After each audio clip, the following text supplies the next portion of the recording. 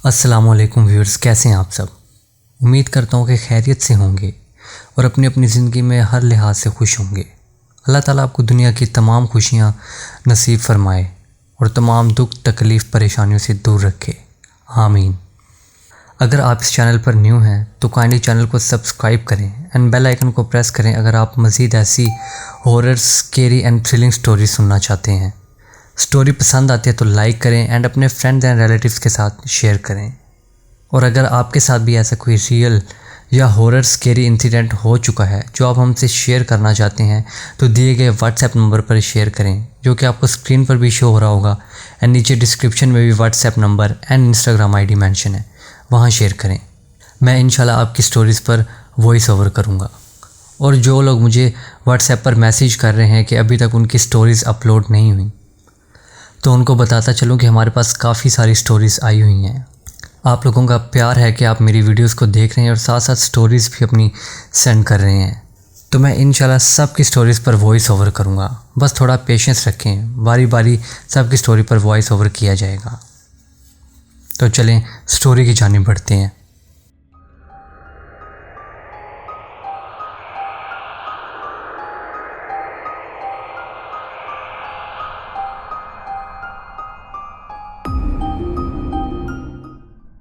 अस्सलाम वालेकुम हारिस भाई, मेरा नाम अली हमज़ा है और मैं सक्खर से ताल्लुक़ रखता हूँ।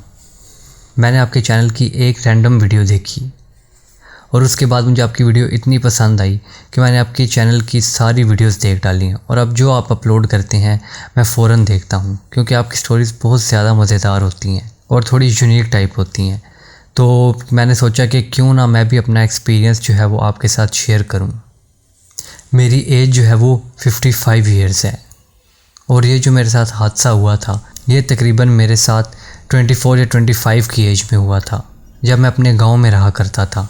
फ़िलहाल तो मैं सिटी वाली साइड पर शिफ्ट हो चुका हूँ, लेकिन तब हम लोग गांव में रहा करते थे और हमारा ज़्यादातर गुज़र बसर खेती बाड़ी से ही होता था। हमारी काफ़ी सारी ज़मीनें थीं जिन पर हम काम वगैरह किया करते थे और उसी अनाज को मार्केट वगैरह में बेचकर मुनाफा कमाया करते थे।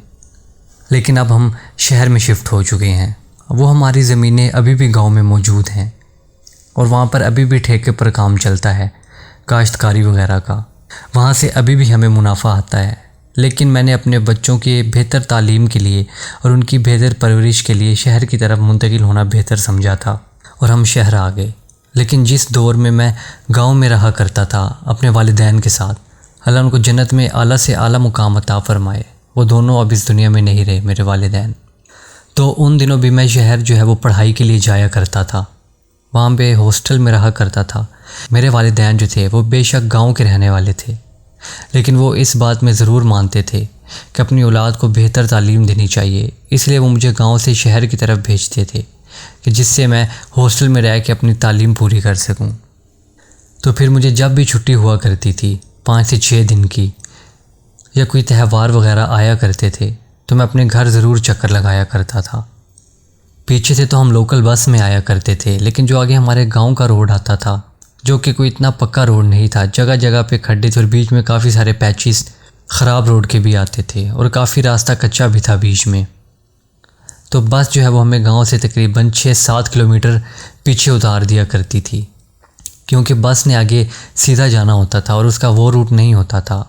और उस ज़माने में चिंची रिक्शा वगैरह और ऑटो रिक्शा वगैरह का तो दौर नहीं था, और वो तो फिर भी गांव था, तो इसलिए वहाँ पर तांगे चला करते थे और हमें अपने गांव तक का बाकी सफ़र तांगे में तय करना होता था। लेकिन वो लाइफ जो थी वो आज की लाइफ से बहुत ज़्यादा अच्छी थी और मैं आज की लाइफ पर उसको तरजीह देता हूँ। वो तांगे की सवारी और वो सब कुछ आज की जदीद लाइफ से तो मुझे काफ़ी ज़्यादा बेहतर लगता है। तो इसी तरह की एक रात की बात है कि मैं शहर से गांव की तरफ जा रहा था। मुझे ईद की 5 छुट्टियां हुई थी और मैं बहुत ज़्यादा खुश था, क्योंकि मैं अपने गांव जा रहा था और साथ ईद भी थी। काफ़ी सारी चीज़ें भी मैंने ख़रीदी हुई थी अपने घर वालों के लिए, वालिदैन के लिए, और अपने लिए भी चीज़ें ख़रीदी हुई थी ईद की। और ईद का तो शहर में कोई मज़ा नहीं होता, असल मज़ा तो ईद वगैरह का गाँव में ही होता है। तो मैं इसी वजह से बहुत ज़्यादा एक्साइटेड था और वैसे भी मैं काफ़ी अर्से बाद अपने घर जा रहा था, तो मेरी खुशी का कोई ठिकाना ना था।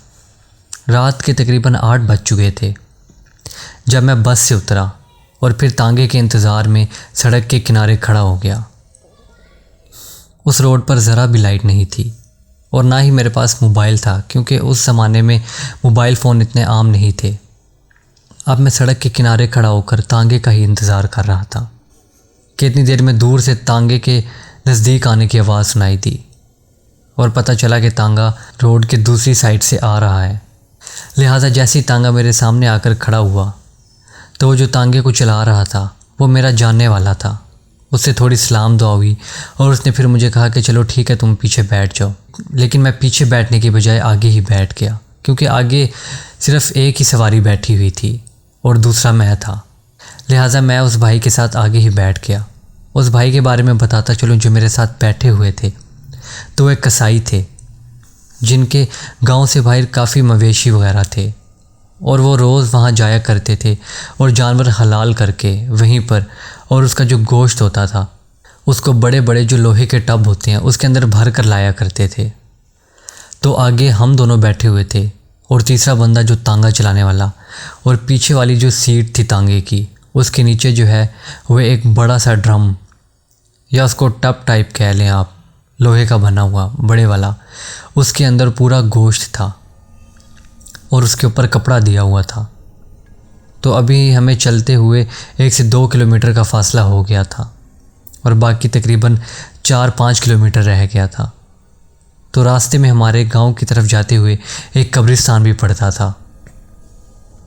लिहाजा हम देहाती लोग थे तो इन चीज़ों से इतना डरते नहीं थे और रात को भी कब्रिस्तान के पास से जाना में हमें कोई डर महसूस नहीं होता था। तो अभी हम कब्रिस्तान के पास पहुँचे ही थे कि हमें कब्रिस्तान के पास नज़र आया कि एक औरत खड़ी हुई है जिसने आगे निकाब किया हुआ है, मतलब अपना दुपट्टा जो है सर के आगे लटकाया हुआ था, और वो हाथ के इशारे से तांगे वाले को रुकने का कहती है और तांगे वाला भी उसे कहता है कि आप बैठ जाएं पीछे। तो वो बग़ैर कुछ कहे तांगे के पीछे जाकर बैठ जाती है और तांगे वाला जो है तांगा चलाना शुरू कर देता है। अभी उसने तांगा चलाना शुरू ही किया था कि उसको ऐसा महसूस हुआ कि घोड़े को तांगे को खींचने में काफ़ी मुश्किल हो रही है। तो उसने घोड़े को 2 ज़रब लगाई ताकि वो अपनी स्पीड को थोड़ा तेज़ करे, लेकिन वो घोड़ा तो तेज़ होने का नाम ही नहीं ले रहा था। अभी मुश्किल से जो है वो 1 से 200 मीटर का रास्ता तय किया होगा कि वो घोड़ा हल्का हल्का आगे से उठने लगा, मतलब साथ साथ चल भी रहा था और बीच बीच में उसके पाँव हवा में हो जाते थे और वहाँ पर कोई जंप भी नहीं था। तांगे वाले को बहुत ज़्यादा हैरत हुई कि ये ऐसा क्यों हो रहा है, और अब भी इसी बात को वो सोच रहा था कि थोड़ी ही देर बाद पूरा तांगा हवा में हो गया और जो घोड़ा है वो आगे से ऊपर उठ गया और तांगा पीछे वाली साइड से बिल्कुल नीचे हो गया। तो अब हमें बहुत हैरानी हुई कि पीछे ऐसा क्या वज़न है या पीछे क्या ऐसी चीज़ गिर गई है तांगे पे कि तांगा ऊपर हो गया। और हमने जब पीछे देखा तो पीछे कोई भी नहीं था। जो कब्रिस्तान के पास से बैठी थी तांगे पर वो भी मौजूद नहीं थी। तांगे वाला और मैं और वो जो भाई साथ बैठा हुआ था, हम तीनों समझ चुके थे कि वो जो चीज़ पीछे जाकर बैठी थी वो क्या चीज़ थी। वो कोई हवाई मखलूक थी जो कि कब्रिस्तान के पास से हमारे साथ बैठी थी, और हम सबको ये भी पता चल गया था कि वो क्यों पीछे जाकर बैठी थी या उसने क्यों इस तरह किया है, क्योंकि पीछे उस तांगे में काफ़ी सारा गोश्त पड़ा हुआ था, कच्चा गोश्त, जिसकी वजह से वो पीछे आकर बैठ गई थी। लेकिन अब पीछे था भी कोई नहीं, लेकिन उसके बावजूद तांगा हवा में उठा हुआ था। तो वो कसाई बंदा कि जो कि गोश्त लेकर जा रहा था, उसको भी बहुत ज़्यादा हैरानी हुई कि पहले तो उसके साथ कभी ऐसा नहीं हुआ। पहले भी तो वो इसी रास्ते से ही गोश्त वगैरह लेकर जाया करता है। लेकिन एक गलती ज़रूर हुई थी कि वो पहले दिन में ही आया जाया करता था और दिन में इस रोड पर काफ़ी लोग होते थे जो कि आ जा रहे होते थे। लेकिन अभी वो रात का वक्त था और वहाँ था भी कोई नहीं, और कब्रिस्तान के पास से गुजरना और वो भी कच्चा गोश्त लेकर, तो इन सब को पता चल चुका था कि सब कुछ इसी वजह से हो रहा है। वो जिन या वो जो कुछ भी है वो इसी गोश्त के लिए आया है। लिहाजा वो कसाई जल्दी से तांगे के ऊपर से उतरा और आयतल कुर्सी ज़ोर ज़ोर की पढ़ने लगा, और मैं भी और वो तांगा चलाने वाला भी ज़ोर ज़ोर से हम आयतल कुर्सी पढ़ने लगे। और जल्दी से कसाई पीछे गया तो उसने तांगे के सीट के नीचे से ड्रम निकाला जिसके अंदर गोश्त था और वो सारा ज़मीन पर पलट दिया। उसके ये करते ही तांगे के पीछे से सारा वज़न हल्का हो गया और घोड़ा ज़मीन पर आ गया। तांगा सीधा हो गया और वो जल्दी से आकर तांगे में बैठ गया आगे, और तांगे वाले को कहा कि भाईजान तांगा चलाओ। तो तांगे वाले ने जल्दी से तांगा चलाना शुरू किया। तो हम दोनों ने पीछे देखा तो क्या देखते हैं कि वही औरत जिसने अपने मुंह के आगे घूंघट ओढ़ा हुआ था, वो दोनों हाथों से किसी पागलों की तरह गोश्त को उठा रही थी और खा रही थी, और ऐसे खा रही थी कि जैसे उसको पहली दफ़ा ये सब कुछ मिला हो। अभी वो एक टुकड़ा उठाकर गोश्त का खाती नहीं थी कि दूसरे पर हाथ डाल देती थी, ऐसे कि जैसे उसको कई अरसे से ऐसी कोई चीज़ ना मिली हो। ये सब कुछ देखकर तो हमारे होश उड़ गए और हम डर के मारे एक दूसरे के नज़दीक हो गए। तांगे वाला तो तांगा चला रहा था इसलिए उसने पीछे नहीं देखा, लेकिन यह मंजर सिर्फ हम दोनों ने देखा था, उसका साई ने और मैंने। और साथ ही साथ वो इतने ज़ोर की चीख रही थी और साथ इतनी भयानक आवाज़ में हंस रही थी कि मैं अल्फाज में इस बात को बयान नहीं कर सकता। जो मेरे दिल में पहले काफ़ी सारी एक्साइटमेंट थी कि मैं अपने घर जा रहा हूँ ईद करने और बहुत ज़्यादा खुश था, वो सारी खुशी मेरी डर में बदल चुकी थी। और बस अब मैं ये कह रहा था कि किसी तरीके जल्दी से घर पहुँच जाऊँ, सही सलामत पहुँच जाऊँ। फिर घर जब पहुँचा तो मैंने सारा किस्सा अपने घर वालों को बयान किया। तो उन्होंने कहा कि तुम लोगों ने बहुत ज़्यादा बेवकूफ़ी की है कि रात के टाइम कब्रिस्तान के पास से आ रहे थे और साथ गोश्त लेकर आ रहे थे, और वो चीज़ें तो हैं इस चीज़ की दीवानी। उस हादसे की वजह से मेरी सारी ईद ख़राब हो गई। ईद के 3 दिन मैं बीमार पड़ा रहा और दवाई वगैरह लेकर ठीक हुआ, और फिर मुझे अपने कॉलेज से भी कई दिन की छुट्टी लेनी पड़ी थी क्योंकि मेरी तबीयत संभल ही नहीं रही थी। ये मेरी लाइफ का इकलौता ऐसा एक्सपीरियंस है कि जिसमें मैंने किसी ऐसी मखलूक को देखा था जो कि हमारी दुनिया से काफ़ी परे की चीज़ है।